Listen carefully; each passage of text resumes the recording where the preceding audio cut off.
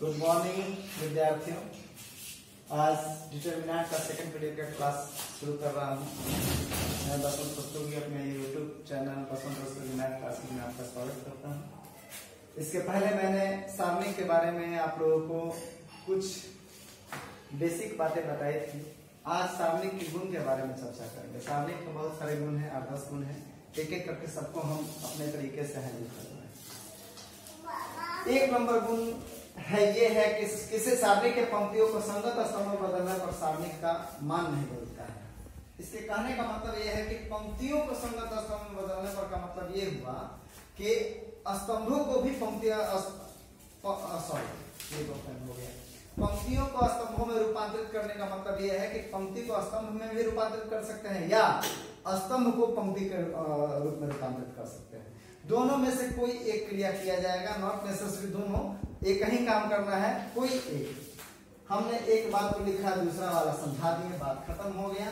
यह सारणिक है, सारणिक को टिटम डेल्टा से डिनोट किया जाता है और यह सारणिक लिखा गया है। इसमें मैंने यह जो थ्योरी बताया, इसमें यह बताना चाह रहा है कि पहला पंक्ति है उसे पहले स्तंभ में रूपांतरित, दूसरा पंक्ति है उसे दूसरे स्तंभ में रूपांतरित और तीसरा पंक्ति उसे तीसरा स्तंभ में रूपांतरित कर देंगे और तब इसका मान अलग निकालेंगे और इसका मान अलग निकालेंगे। देखेंगे क्या कि दोनों का मान बराबर ही आ रहा है। इससे निष्कर्ष ये निकला कि किसी सारणी के पंक्ति को स्तंभ में रूपांतरित कर देने पर सारणी का मान नहीं बदलता है। अपनी सुविधा के अनुसार सवाल बनाने के क्रम में जब हमको आवश्यकता पड़ेगा तो हम कर सकते हैं। चलिए LHS मैंने लिया, उतार दिए। जनरली हम लोग रो को तोड़ते हैं R1 को, not necessary R1, R2, R3, C1, C2, C3 कोई तोड़िएगा आपको यही आंसर आएगा। लेकिन ज्यादा इजी आसान लगता है, मतलब प्रॉब्लम ज्यादा नहीं आता है R1 को तोड़ने में। R1 मैंने ले लिया, R1 में पहला टर्म लिया मैंने 2 के लिए चिन्ह आपको पता है प्लस माइनस प्लस। पहले के लिए 2 के लिए प्लस लगेगा, नीचे बंद सामने बंद, 4 अवयव बचेंगे, 2 गुने 1 माइनस 3 गुने 5। यहाँ पर 2 के बाद अब 4 लिया जाएगा, नीचे बंद सामने बंद, नीचे और सामने बंद करने के बाद 1 5 4 1 बचेगा, 1 गुने 1 माइनस 4 गुने 5। फिर 3 लेंगे, फिर नीचे बंद सामने बंद, 1 2 4 3 बचेगा, 1 गुने 3 माइनस 4 गुने 2। हमारे उंगली पर देखिएगा, ये रहने देंगे, घटाएंगे, यहाँ आएगा घटाएंगे, इस तरीके से हमने कैलकुलेशन किया। याद यही रखिएगा कि जो अवयव लेंगे उसके नीचे और सामने बंद करेंगे, 4 अवयव बचेगा, उसको ऊपर से नीचे या माइनस नीचे से ऊपर करेंगे, हमारा कैलकुलेशन आ जाएगा। हमने इसको लिया, फिर इसमें हमने सवाल उतारे हैं, फिर R1 को ही लिए। कहिएगा C1 नहीं ले सकते थे, व्हाई नॉट, C1 भी लेकर करेंगे तो यही आएगा। चलिए मैंने R1 लिया, फिर 2 लेंगे, नीचे बंद सामने बंद, 2 3 5 1 बचा, 2 गुने 1 माइनस 5 गुने 3 यहाँ पर है। फिर 1 लेंगे, नीचे बंद सामने बंद, 4 3 3 1, 4 गुने 1 माइनस 3 गुने 3 यहाँ पर। फिर 4 लेंगे, नीचे बंद सामने बंद, 4 2 3 5 बचा, 4 गुने 5 माइनस 3 गुने 3 यहाँ पर। जोड़ घटाव करेंगे 35 आ रहा। दोनों परिस्थितियों में 35 ही आया। इससे निष्कर्ष ये निकला कि किसी सारणी के पंक्ति को स्तंभ में रूपांतरित किया जाए या स्तंभ को पंक्ति में रूपांतरित किया जाए, दोनों परिस्थितियों में मान समान ही आएगा, उसका मान परिवर्तित नहीं होता है। 2 नंबर के लिए बताने जा रहे हैं कि किसी सारणी का मान 0 होता है जिसका कोई 2 पंक्ति या कोई 2 स्तंभ समान, यानी यह सारणिक है। इसमें पहले देखिएगा सारणिक आएगा तो उसमें देखिएगा जरूर कि उसमें क्या समान है। 1 3 1 2 2 2 7 1 7 बराबर नहीं, 1 2 7 3 2 1 1 2 7। हमने देखा कि R1 और R3 दो रो बराबर हैं, R1 और R3, R1 R2 R3 में R1 और R3 बराबर है, इसलिए सारणी का मान 0 आएगा। कहिएगा कैसे? तो इस विधि से आप किसी एक रो को लेकर हल करिएगा, आपका मान 0 आ जाएगा। फिर एक और सवाल मैंने लिया यहाँ पर, इसमें देख रहे हैं क्या कि यहाँ पर C2 और C3 दो समान है, C2 और C3, फिर इस सारणी का मान भी 0 आएगा। कहिएगा कैसे? तो आप इस विधि से हल करके आप किसी एक रो को लेकर हल करके चेक कर लीजिएगा कि क्या उसका मान 0 आ रहा है। यह बहुत फेमस फॉर्मूला है, इसकी आवश्यकता आपको बार बार पड़ेगी।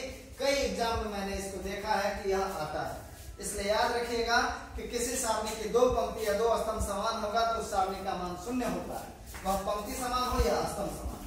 तीसरा नंबर गुण बताना है कि किसी सारणी के किसी पंक्ति या स्तंभ में कोई गुणनखंड उभयनिष्ठ हो तो उसे सारणी से बाहर ले सकते हैं।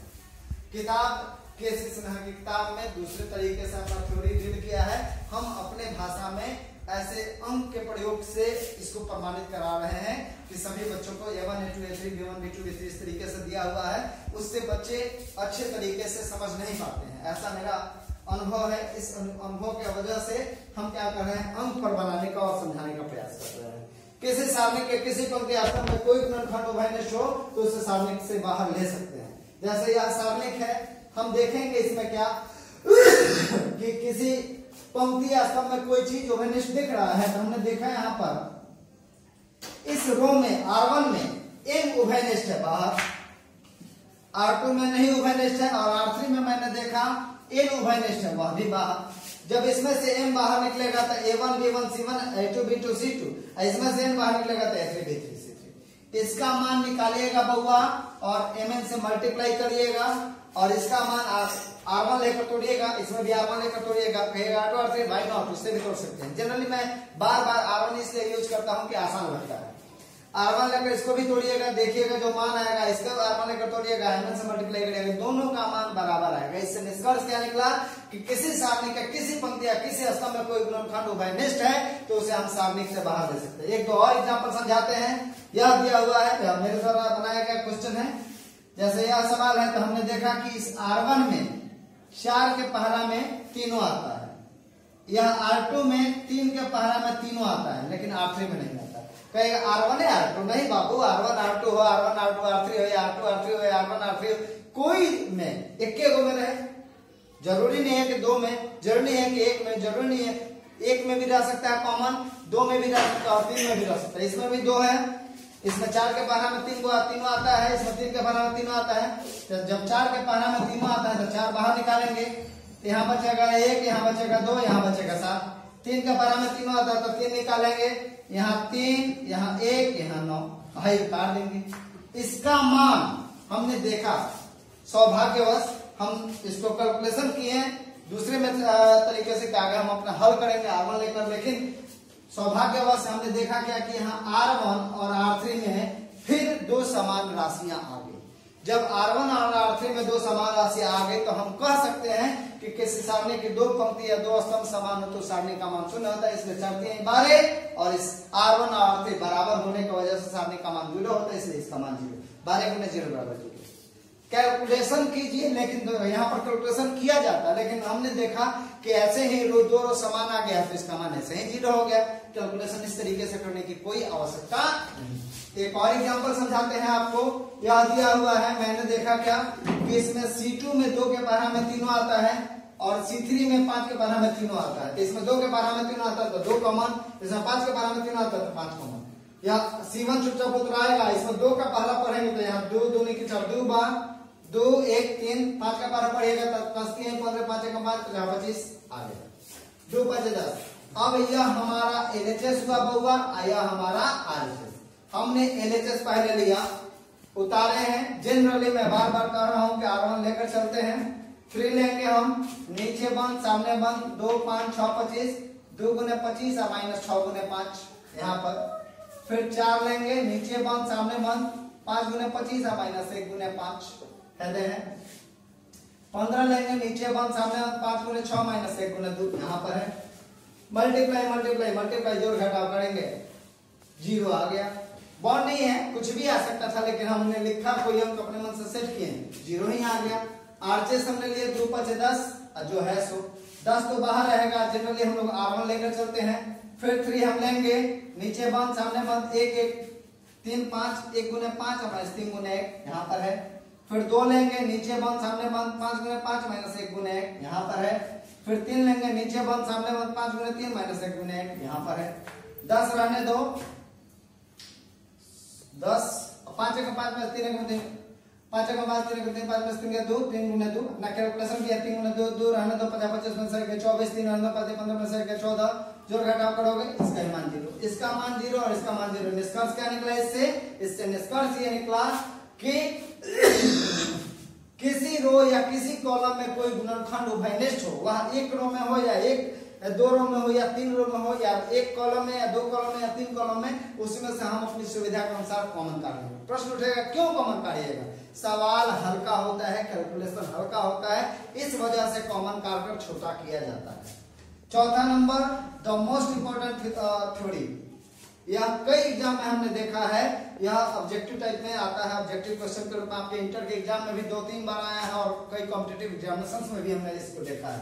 तो किताब का थ्योरी इतना भर है, यह दोनों नहीं है, इसलिए हमने सोचा कि और थोड़ा सा क्लियर कर दे कि इसमें और तरह की कोटियां रहेंगी तो क्या होगा। यदि कोई अवयव ए n कोटि का वर्ग अवयव है और k कोई अवयव, इसका मतलब होता है कोई अंक होगा और कोई अवयव होगा, वैसी परिस्थिति में डिटर्मिनेंट ऑफ a क्या है, तो एक अवयव है, और k क्या है, अदिश है। तो determinant of k a n Guna n कोटि हो तो उस परिस्थिति में k के पावर n और डिटर्मिनेंट ऑफ k के power n determinant of a। मान लीजिए 5 है डिटर्मिनेंट ऑफ 5 है और 3 गुना 3 कोटि का है तो क्या हो जाएगा 5 के पावर 3 और डिटर्मिनेंट ऑफ a। -3a है 4 गुना 4 है तो -3 के पावर 4 और डिटर्मिनेंट ऑफ a। मान लीजिए आपको दे दिया -5b और 7 गुना 7, क्या करिएगा -5 के पावर 7 और डिटर्मिनेंट ऑफ b। इस प्रकार से हम इसको हल करते हैं। अब बहुत इंपॉर्टेंट थ्योरी है, याद रखिएगा जरूर से। आगे